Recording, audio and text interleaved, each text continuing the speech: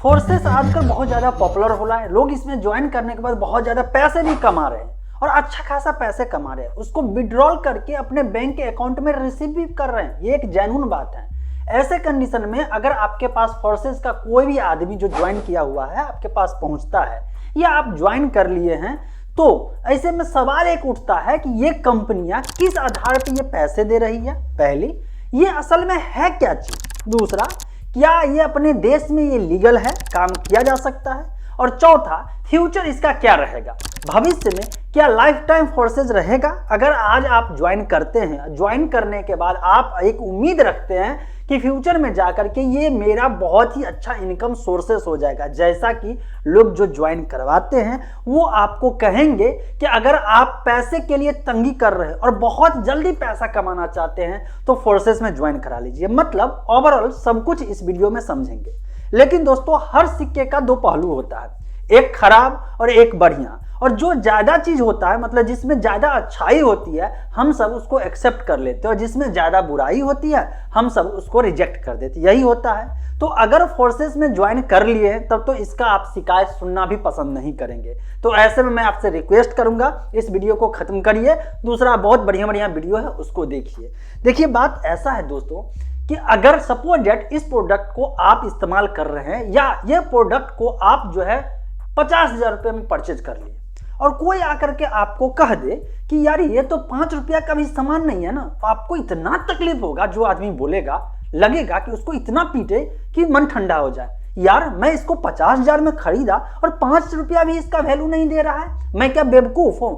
इंसान का ये नेचर है कि खुद को सबसे ज्यादा स्मार्ट कहलाने का जो है ये जो सिद्धांत है ना, ये जमता नहीं है। और लोग अगर एक बार मान ले कि मैं जो सोचा हूं वो यही सही है और कोई जो उसको फैक्ट बता दे तो वो एक्सेप्ट नहीं करता, उससे झगड़ा भी हो जाएगा। यही चीज हुआ है मेरे साथ। बात यह है दोस्तों, मेरे एरिया में इलेक्शन का समय है, बहुत सारे लोगों से मिलना जुलना हो रहा है। तो ऐसे में जो फोर्सेस में ज्वाइन किए हुए थे वो मुझसे मिले और चूंकि वो 3-4 लोगों को ज्वाइन करवाने को रेडी करवा चुके थे, मैं उनसे रिक्वेस्ट कर रहा था कि आप चले जाइए, मेरे चक्कर में आपका 1-2 क्लाइंट भी चला जाएगा। लेकिन उन्हें लग रहा था कि मैं टेक्निकल बंदा हूं, अगर मैं ज्वाइन कर लिया तो इसके बाद तो बहुत सारे लोग ज्वाइन कर जाएंगे। इस भरोसे से उन्होंने रिस्क लिया और बाद में मैंने फैक्ट सारे पॉइंट बाय पॉइंट जब बताया, इसके बाद जो ज्वाइन करने वाला था ना वो भी भाग गया और भाग गया तो मेरा उससे एक तरह से मनमुटाव हो गया है। तो मैंने सोचा क्यों ना आप लोगों के साथ भी सारे फैक्ट रखूं, पॉइंट रखूं। अगर आप ज्वाइन करना चाह रहे हैं तो एटलीस्ट कुछ मिनट का वीडियो है ना, सच्चाई जान लीजिए। इसके बाद आपकी मर्जी, आप ज्वाइन करें या नहीं करें।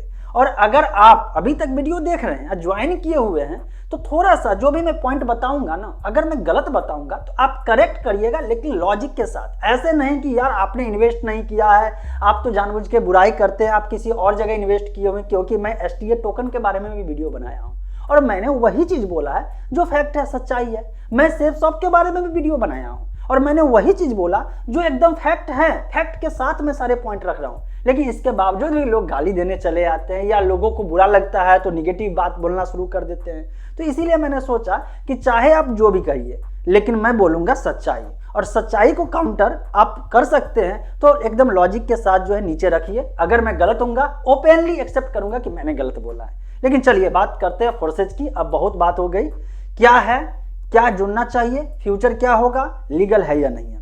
सबसे पहली बात, फोर्सेज जो है एक प्लेटफॉर्म है और ये प्लेटफॉर्म अपने आप को डिसेंट्रलाइज कह रहा है। डिसेंट्रलाइज मतलब ब्लॉकचेन बेस्ड हो जाएगा। क्या ये सच में है? तो अगर आप देखेंगे तो ये जो भी काम हो रहा है ना, ये सब जो है जिस चीज का नाम लिया जा रहा है, सच में डिसेंट्रलाइज बेस्ड जो ब्लॉकचेन बेस्ड जो करेंसी है उसका इस्तेमाल करके हो रहा है। अपने आप में ये जो कंपनी है वो डिसेंट्रलाइज काम कर रही है। देखिए, ऐसा है ना कि ब्लॉकचेन टेक्नोलॉजी बेस्ड आप बहुत सारे एप्लीकेशन बना सकते हैं। देखिए, जब टेक्नोलॉजी आता है ना तो डिपेंड करता है कि हम उस टेक्नोलॉजी का इस्तेमाल कैसे करें। जैसे कि आप ये भी जान रहे हैं कि इंटरनेट टेक्नोलॉजी का पार्ट है, वेबसाइट टेक्नोलॉजी का पार्ट है। लेकिन बहुत सारे वेबसाइट है जिस पे जेन्युइन में काम हो रहा है, जिसको सरकार अलाउ कर रही है। लेकिन बहुत सारे वेबसाइट है कि नहीं इंटरनेट पे जिसको सरकार बैन भी कर रही है, इलीगल भी है। ई कॉमर्स वेबसाइट बहुत सारे हैं, बहुत सारे मतलब जैसे अमेजन, फ्लिपकार्ट एटसेट्रा। और लेकिन बहुत सारे ऐसे कॉमर्शियल वेबसाइट है जहां पे इलीगल सामान जो इंडिया में बैन है वो भी बाय एंड सेल किया जा रहा है, और सरकार को जैसे ही पता चलता है उसको तुरंत ब्लॉक किया जाता है, उसको बैन किया जाता है, किया नहीं जाता है। सोशल मीडिया बहुत सारे हैं, वीडियो प्लेटफॉर्म बहुत सारे हैं जो हम सब देखते हैं लीगली, बहुत सारे हैं जो बैन किया गया। बैन क्यों किया जाता है? जो हमारे देश के रूल्स रेगुलेशन के अगेंस्ट होता है। रूल्स रेगुलेशन हमारे पब्लिक के हित में देख करके बनाया जाता है। टिकटॉक भी तो बैन हुआ ना, क्यों बैन हो गया? डेटा लीक कर रहा था, और जो भी डेटा लीक करेगा उस पर पेनाल्टी भी होगा। मैं ये सब क्यों बता रहा हूं? क्योंकि ये वीडियो लंबा होने वाला है, आपका टेक्निकल नॉलेज भी इनहेंस होगा, आपको समझने की क्षमता अगर आप नहीं जान रहे हैं तो थोड़ा सा और इनहेंस हो जाएगा। जितना मुझे समझ है मैं चाहूंगा कि मैं आप लोग के साथ भी शेयर कर सकूं। तो होता यही है कि जैसे ब्लॉकचेन टेक्नोलॉजी आया तो इस टेक्नोलॉजी का बहुत सारे एडवांटेज है। अगर इसका प्रॉपर वे में एडवांटेज लिया जाए ना तो समझ लीजिए दुनिया बहुत ही ज्यादा एडवांस लेवल पे चला जाएगा, और होगा भी। फ्यूचर में ब्लॉकचेन टेक्नोलॉजी रहेगा। अब आप कहेंगे कैसे? जैसे देखिए, क्रिप्टो करेंसी की बात करते हैं तो जो लोग टेक्निकली पूरी तरह से इसको समझते हैं, जानते हैं फ्यूचर इस पे है, और इसको अगर गवर्नमेंट सही ढंग से इंप्लीमेंट करे तो बहुत सारे प्रॉब्लम बहुत ही जल्दी सॉल्व हो जाएगा। इसको ब्रेक नहीं किया जा सकता, इसमें मैनिपुलेशन नहीं किया जा सकता, इसमें हैकिंग नहीं किया जा सकता, इसमें एक किसी का कंट्रोल नहीं होता है। बहुत सारे फायदे होता है कि नहीं होता है, डिसेंट्रलाइज होता है। तो ऐसे ही अभी आप करंट में देखे होइएगा, इंडियन गवर्नमेंट भी जो है अपना करेंसी लॉन्च किया सरकारी, बाकी सबको ऐसे ही छोड़ दिया। इस पे 30% टैक्स भी लगा दिया बाकी सबको। तो अब आप एक बात सोचिए, जैसे इस ब्लॉक टेक्नोलॉजी की मैं बात कर रहा हूँ, यहाँ पे अलग अलग जो है टेक्नोलॉजी है, जैसे इथेरियम हो गया, इसका बीएनबी बाइनेंस का हो गया। तो ऐसे ही करके इस प्लेटफॉर्म का इस्तेमाल करके बहुत सारे अच्छे काम भी होंगे और बहुत सारे गलत भी काम हो सकते हैं। चूंकि मैं बात कर रहा हूँ फोर्सेज का, तो फोर्सेज पे तो आना चाहिए ना, इस पॉइंट पर आया कि फोर्सेज जो है गलत है या सही है। देखिए ये जो ले रही है, काम कर रही है, तो एकदम अगर इसको देखा जाए फोर्सेज को, तो ये MLM स्कीम चला रहा है, लेकिन MLM स्कीम के नाम पे पिरामिड स्कीम चला रहा है। आप जिससे भी पूछिए वो कहेंगे पिरामिड स्कीम। दोस्तों मैं पहले ही बोल देता हूँ, जब पिरामिड स्कीम जब भी मैं बोलता हूँ तो लोगों को जो है ना, जो इसमें ज्वाइन किए रहते हैं ना, वो हजम नहीं कर पाते, उनको बहुत बुरा लगता है। उनको बुरा इस बात का लगता है कि यार मेरे अगेंस्ट ये बंदा क्यों बोल रहा है, क्योंकि सच्चाई यही है कि पिरामिड स्कीम को भारत सरकार ने बैन कर रखा है। ऐसा इसलिए क्योंकि इसका एंड यूजर जो होता है, सबसे लास्ट में जो ज्वाइन करता है, वो मास लेवल पर लोगों के साथ फ्रॉड होने की संभावना होती है। जैसे फोर्सेज की मैं बात अगर करता हूं तो ये एक एप्लीकेशन है जिसमें time to time different crypto currency को इंट्रोड्यूस किया गया। कैसे? ऐसे समझिए, एक एग्जांपल की मदद। मान लीजिए मैंने एक एप्लीकेशन डेवलप कर दिया, अब मैं MLM का स्कीम लागू कर दूं, सॉफ्टवेयर बना दूं, और इसको ब्लॉकचेन टेक्नोलॉजी बेस्ड जो आधारित में काम करूं, मतलब वेब 2.0 ना करके या 2.0 ना करके वेब 3.0 या 3.0, वेब 3 पे इसको मैं मान लीजिए रन कर रहा हूं। ठीक, अब बहुत अच्छी बात है।